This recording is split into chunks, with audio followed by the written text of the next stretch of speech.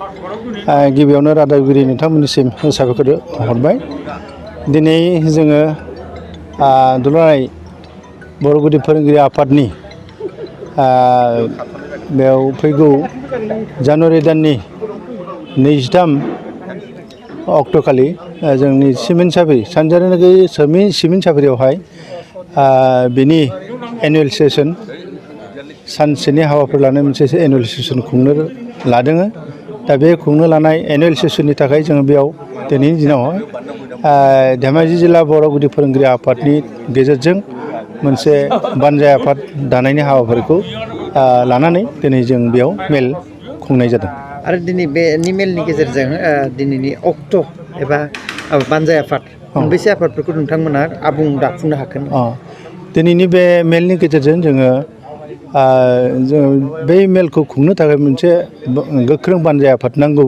जिहेथु बेनिखायनो जोङो गिबियावनो फुडिं साब कमिटि दाना लानाय जाबाय, ओमफ्राय फाइनान्सियेल साब कमिटि दाना लानाय जाबाय, आरो बिनिफ्राय मेइन कमिटियाव जोङो जोंनिनो धेमाजि जिल्लानि सिङाव थानाय MSCनि EM जोंनि जायगानि मलेन्द्र नार्जारि बिथांखौ जोङो आफादगिरि लानानै गासै 30सो सोद्रोमाफोरखौ लानानै जों बे बानजाय आफादखौ दानो हानाय जाबाय।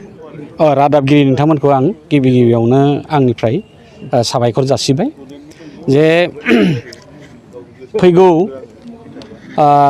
21 जानुवारि 20 अक्ट' बेहाय जोङो दुलाराय बर' गुदि फोरोंगिरि आफादनि बोसोरसालिया जथुम्माखौ बाहाय खुंनो लादों। आरो जिहेथु जोंखौ माने दुलाराय बर' फोरोंगिरि आफादनिफ्राय खुंनायनि मोनसे दायित्व हरदों, बे दायित्व हरनाय हिसाबै जों दा सिमेन्ट सापरिनि अर्थात सानजारि नोगोराव जों बेखौ खुंफुंनो थाखाय दिनै जों RC कमिटिखौ दाफुंनाय जाबाय। दा आं नैबे नोंथांमोननि रादाबनि गेजेरजों मेसेज मोनसे होनो लुबैयो जे आसलते फोरोंगिरिनि बिबाना मा, जे जों फोरोंगिरिफोरा फोरोंनायनि गेजेरजों जों सुबुं समाजखौ माबायदि जोङो दावगालांहोगोन बिनि सोमोन्दै जोंहा रायलायनांगौ गोबां बाथ्रा दं। जे जों खालि गथ'फोरखौल' फोरोंबा जानाय नङा, जे जों गावहाबो जोंहा मा रोंगौथि दं बा रोंनांगौ दङ बा सोलोंनांगौ दङ, बे गासै खोथाफोरखौ जों फोरोंगिरिनि बे मेलाव जों बेफोरखौ सावरायनाय जायो आरो सावरायगोन। आरो बिनि गेजेरजों जोङो उन जोलैफोरखौ दा जाखांफुनाय जिफोर फरायसाफोर दङ बेफोरखौ जोङो जोंनि मा राहाजों फोरोङोब्ला, मा आदबजों फोरोङोब्ला जों गथ'फोरखौ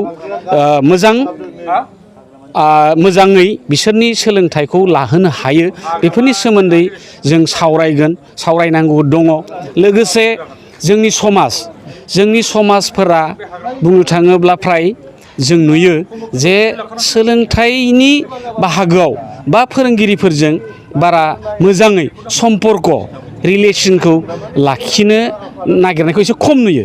बेनिखायनो जों बेनि मेसेजजों जों हरगोन जे सोलोंथाइखौ जोङो मोजां थाखोआव लांनांगौबा, मोजां सोलोंथाइ होनांगौबा जोंनो अभिभाबकफोरखौबो गोनांथि दङ।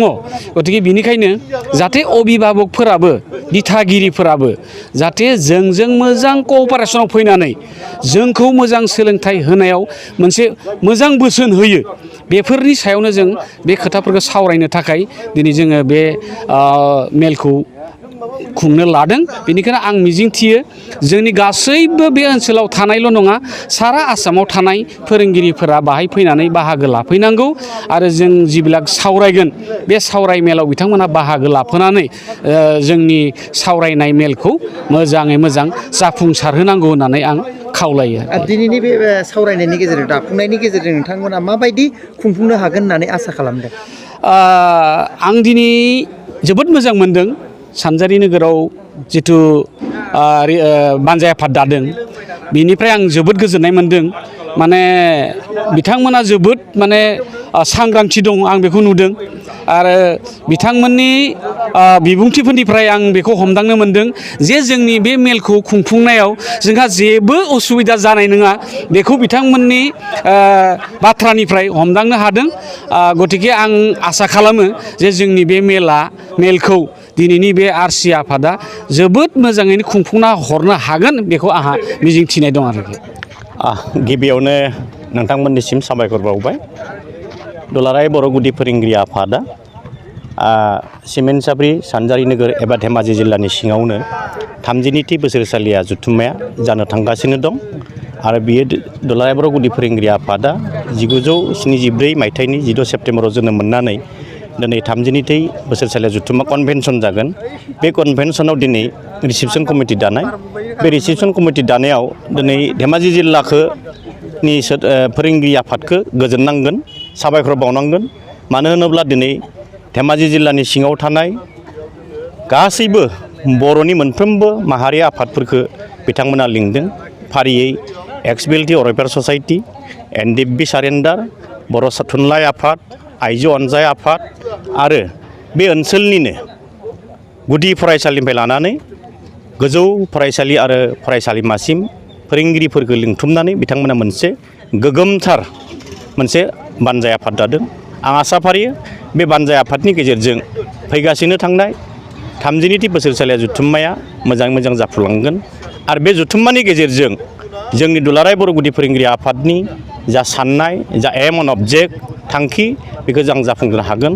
दिनै दुलाराय बर' गुदि फोरोंगिरि आफादा बर' माहारिनि माखासे हारि आरो माहारिनि राव थुनलाइनि जौगानायखौ लाना दिनै नाजाबोदों आरो बे नाजानायाव निस्सय बिथांमोननि बे धेमाजि जिल्लानि सिङाव थानाय इन्टेलेक्सुवेलफोर बिथांमोननि बोसोनखौ जों मोननानै आरो बांसिन मोजाङै मोजां जोङो सामलायलांनो हागोन होननानै आङो आसा फारियो।